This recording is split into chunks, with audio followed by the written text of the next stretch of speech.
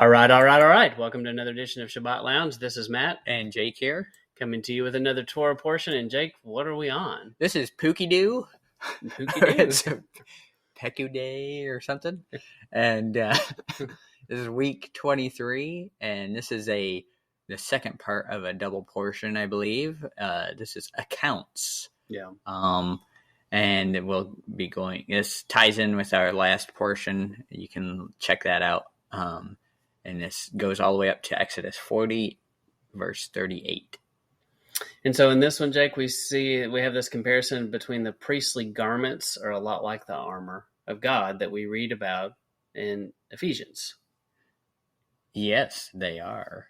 So yeah, in this part, he starts talking about all the things that are going into how the priest is going to dress up for their activities.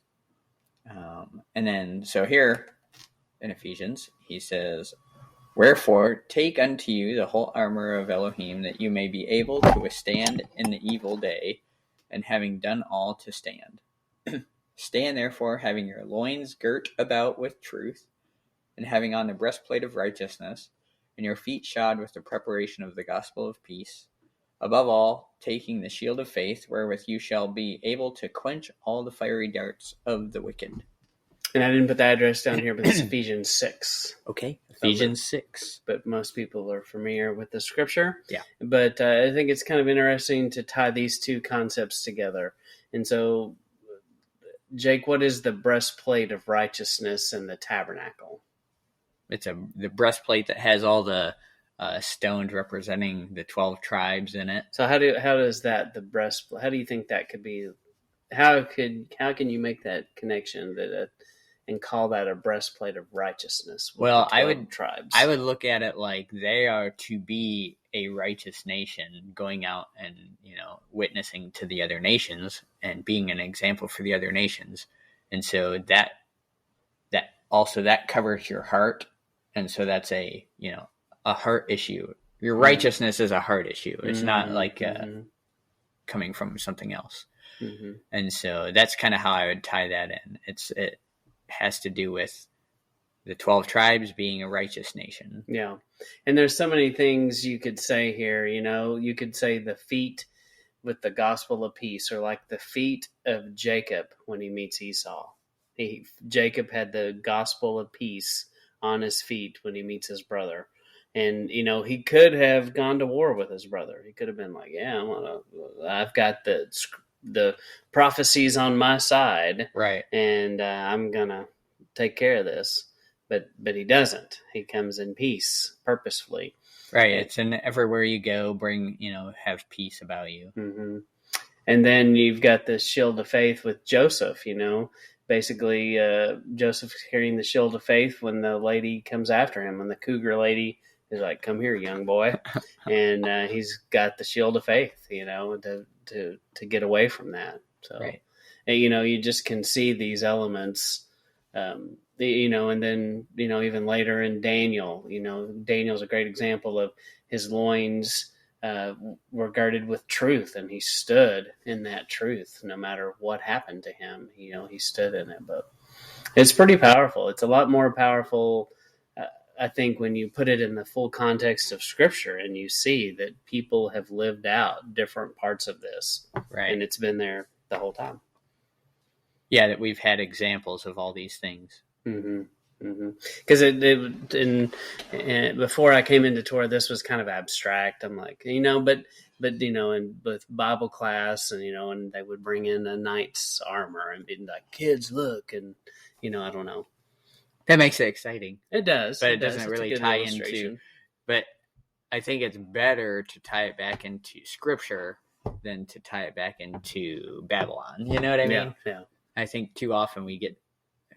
Babylon takes over, and then those are the examples we use. But well, and I think when we talk about to our children, we need to focus more, and then Torah naturally enables us to do this, but telling the story of these people, because they are ancestors, and pointing our children back to them and back to their roots. Right. So anyway, check it out. So the tabernacle is kind of coming together here. And but once again, Jake, what do you have here in the tabernacle? You have this. It's kind of a reflection of many things. One of the things it's a reflection of is us, and so you have the work of their hands are coming together. They're still kind of finishing up the tabernacle here. So the way it's like us, which we've described in the last week, but it carries on to this week. This movable structure covered in flesh, right? There's the bread of life, the fruit of the vine, this covering in gold. What's the covering of gold? How's that like us? So we did a teaching on gold on the ceiling. I can't remember if that's what you. I know we keep saying gold on the ceiling. I don't know if it was a big part of it. But you have this word shemin, which means his essence, his glory, and so this covering of his gold, it's the gold and the oil. It's an interesting teaching. If you've never explored all that, that's a place you could go to look. And it was this concept of an all-consuming fire that never goes out. That's supposed. How is that supposed to be in us, an all-consuming fire? That's the the fire of being about the Father's business. It's the fire of being interested in what He's interested in, and purifying our inner man. Mm-hmm. And that's harder to do than said, because we don't always do the right thing. It doesn't come naturally. We kind of have to force ourselves to do some things, and sometimes we're like, I don't want to do that. We don't.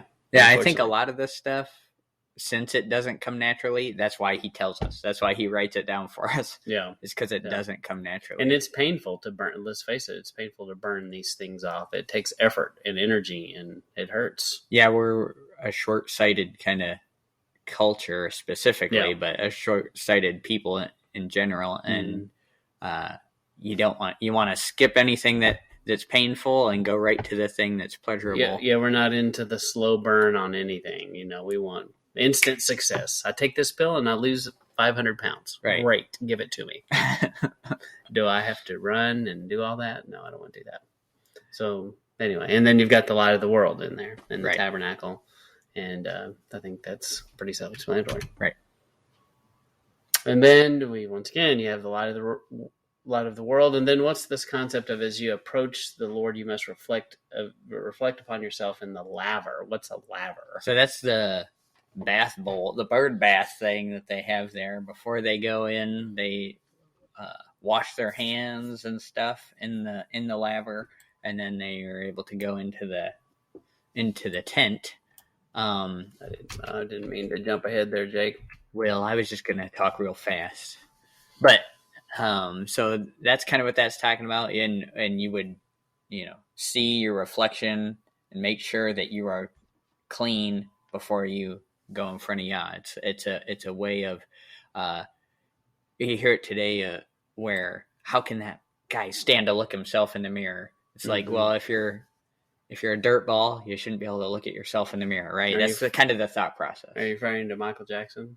Man in the mirror? I don't know. But no. I wasn't. But thanks for tying that in.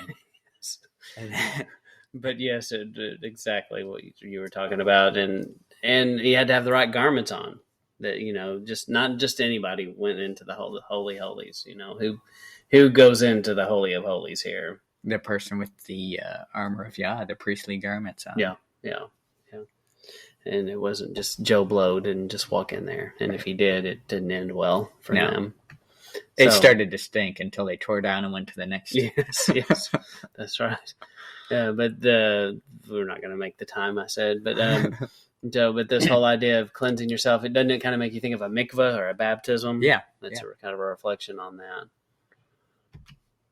And what about this concept of being covered in prayer and the incense? They've got the incense burner, and that's happening. And there's fire also involved, because you can't have incense without fire, at least that I'm aware of. Right. And so, how does that tie in with the prayer? So the incense is to rise up and be indicative of,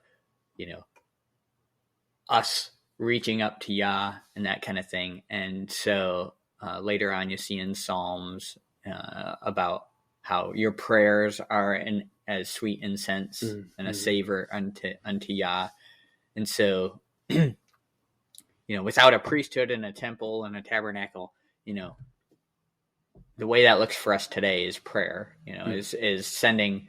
It's a relationship, and that's what Yah wants is connection with Him, and that's what the incense was meant to be.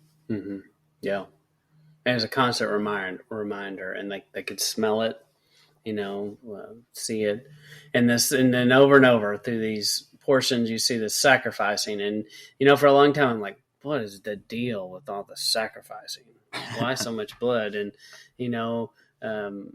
but it's talking about getting rid of the impurities and being willing to offer it up and burn it off, and just like in our hearts, we're to be like that constant fire that's burning to burn off the impurities. And there's also this concept of discretion, because Jake has butchered a few things, and you got to have some discretion about what you cut away and how you do it.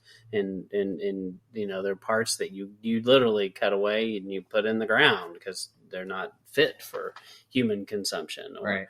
But you got to have a lot of discernment as you do those things. You don't just willy-nilly. If you do, it's not going to turn out very good. No one's going to ever, even you say, hey, you want some of my deer venison, and people are gonna be like, no, I think I'll pass on there. It's like in Judges when I can't remember the guy's name now.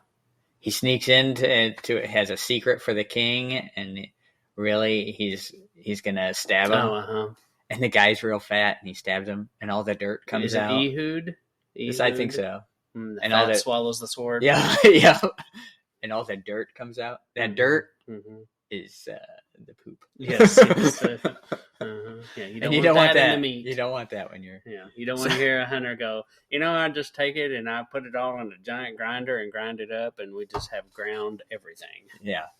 You would not want that. Right. You don't want the dirt getting. You don't want the hair. So this chili is hairy. Nobody ever will come visit you. Right. So anyway, I don't know how we got to hairy chili. It all ties this in. chili really puts hair on your chest. Wait, no. Yeah. Okay, back to this. So yeah, and then the burning off the impurities, similar to like if you're melting down gold to purify it, or silver, you know it's done when you can see a reflection in it, and all the impurities are out of it. Yeah. And then at the end of this, you've got the cloud of fire at night and shade in the day. So, I always think of this, he provided for him. So, I wonder, though, with the cloud of fire at night, was that hard to sleep by? Did it, was it a giant night light? Did it make sound? Maybe it's like white noise? Maybe. I don't know. I like sleeping next to the fire when I'm camping. Yeah, so. Yeah. And it did get cold in the desert, so maybe it keeps away all the scary animals. It does, the lions and things like that, because they do live in a part of the world where the north end of where lions can roam. And I hadn't thought about that. And then in the day, it did provide shade. So he provided for everything. Yeah. And it was like the original chemtrails, right? Maybe. And then it does go back to the garden connection. I believe the climate in the garden was very favorable, and he tried to make the climate conditions favorable for them in the desert. Mm-hmm. Just some things that you don't really think about, but this is partly human comfort. Yeah, you don't hear a lot about them succumbing to the wilderness, like from exposure. Yeah. So that is Pekudei. Pekudei accounts. Exodus 38:21 to 40:38. All right. And we appreciate you stopping by. Always appreciate subscriptions, likes, comments, thumbs up. Just let us know you're out there. Share it with your friends. And thank you for stopping by Sabbath Lounge. This is Matt and Jake signing out.